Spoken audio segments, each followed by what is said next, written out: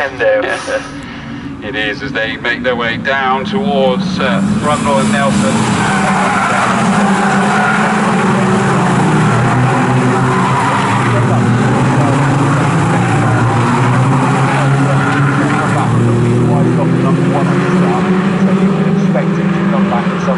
Absolutely, but look at that already, the battle for third place getting quite close. Meanwhile, the top two... Yates just lost third, hasn't he? Yes, of course he has, yes. So down to fourth position. Actually, I tell you, the other one that's gone backwards is the silver and the luminous orange car of Sharrock, Simon Sharrock, the Daventry driver. I think that's maybe him in the pack further back, but that's a whole host of positions that have been lost. Third now is the 88 car of Daniel Quintero. I thought as much. He's got himself up there. David Yates is trying to come back at him, down in towards Riches. Yates is up the inside. He's done it. Nicely done. That was a very late move, but he made it work. Up into fifth has gone Caroline Everett. 26 Vernon stays in sixth place, but yes, Sharrock down 3 places into seventh.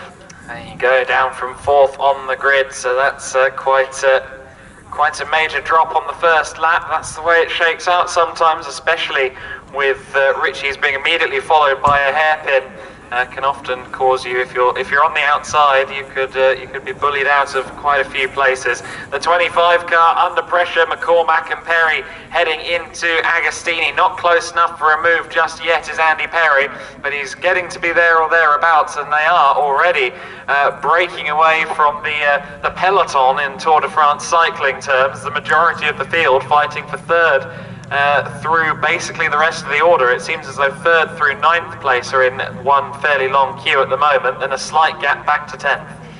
Yeah, the one to keep an eye on out of that gaggle has got to be surely the silver, or from distancing looking white, with the Dayglow orange, although Sharrock's actually under more pressure from 22 Smith, I assume that will be.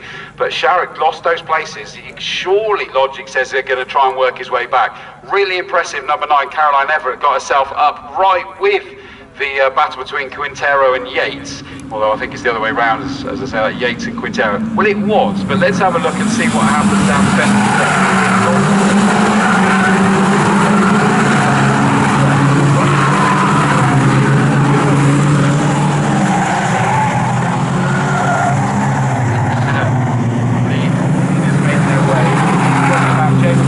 Perry's got a good run through the bomb hole and in towards Forum. Just had to check up a little bit there, I think, so the advantage got scrubbed off.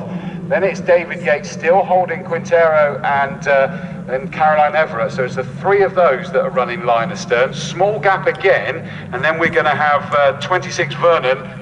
Sharrock is under pressure now again, actually, by the number 22 car. And Perry's into the lead of the race. The toe down the centre straight allowed him around the outside and into the lead going into Ritchie's. We'll see whether there's an imminent response from Jay McCormack. Good move up. We wait to see them come back towards us. They're still together, aren't they? So it hasn't compromised even the one that got past there. They're still glued together and away from the rest as it stands. Side by side for third. In fact, it looks as if David Yates was being sort of bumped towards the grass there. That's Quintero that is just ahead when they went down towards Palmer. They're still side by side now. There's Yates for the inside. Looks like it might be on again as they go into Agostini. Is it Yates in third as they come out of the corner? They're still side by side on the apex. Are they still side by side as they run towards Hamilton? No, Yates in the blue and white is through into third place. But of course now he's leading them as they go down the Bentley Straight. And we know what tends to happen there. Yeah, even though it doesn't seem quite as obvious or pronounced as the 420s going down there, it's gonna still be. Sharrock's under pressure now and is probably going to be passed any second now by the 22 car of Smith. And I can't tell whether that move did actually happen there, but certainly looked like Sharrock was under pressure. Although Vernon, just ahead of them, kicked up the dust, and I know that there's an overriding respect track limits warning going up to them all. They seem to be ignoring that. Yes, indeed. So the pack heads down.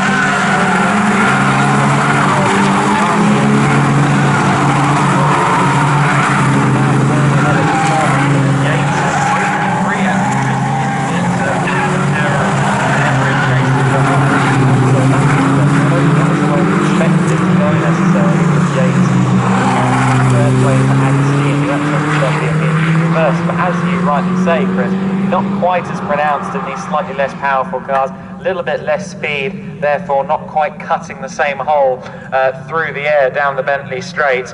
Yates, though, has joined in now, more so, with the battle for the lead. He's broken just a few car lengths clear of 4th and 5th. How bizarre that not only is he shaken off the two behind him, Quintero and Everett, but as you say, he's now managed to latch himself onto Perry and McCormack. Now, they may have slowed each other up by the pass Perry on McCormack, but it didn't look like that had really happened. But certainly now, Yates has shaken off the attentions and latching. I don't think he's latched himself onto the front two yet, has he? Yes. But he's latching. Yes, it is still very much in progress, so you're quite right to say that. And in fact, he's a little less latched than he was previously as they head towards Agostini by the looks of it. Car number 2 more gets an actual isolated warning for track limits. They did have the overarching respect track limits, everybody. Yes. And now it's gone a bit more specific, a bit more targeted. Car number 2, the first one to pick up a warning.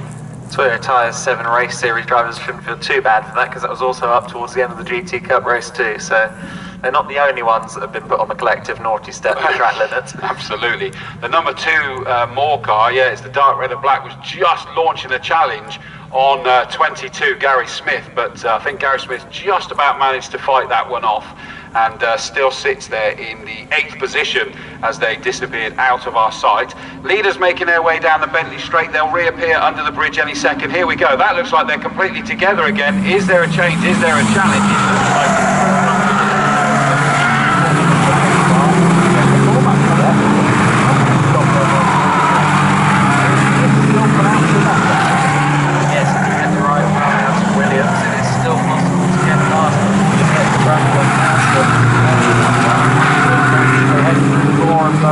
Murray's a good run out of Murray's, may lead to a challenge again for the lead.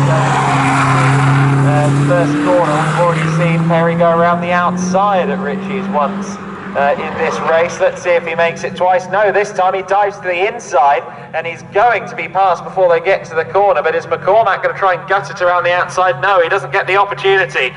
Perry back into the lead of the race. Well, it was nice while it lasted, Mr. McCormack. Try again.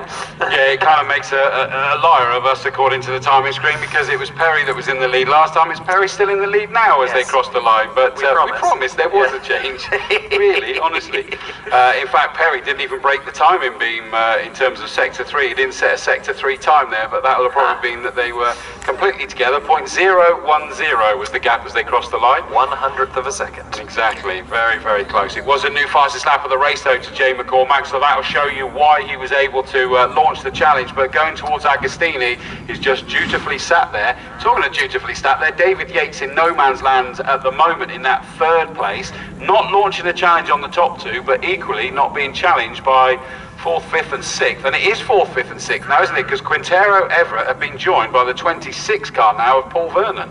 Absolutely, yes. I was just going to say, it looks like we have an equally enticing battle now for 4th, 5th and 6th place, and Yates is in danger of being caught by them as opposed to being a factor in the continuing battle for the lead as well. That would be interesting if we get a 4-car scrap for the rostrum before the end of this. We've still got 9.5 minutes plus of racing left to go, so there is lots of time for that to go either way. We had a change last time. 71 Chevrolet jumped up ahead of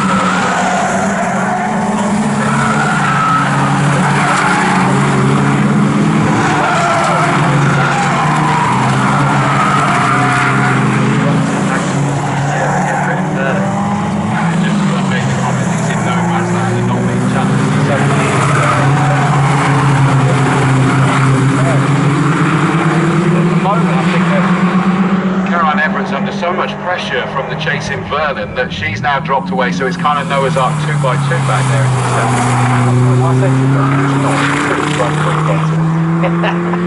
No, yeah, I was right. 2x2, and in fact we've now got Quintero putting a challenge on David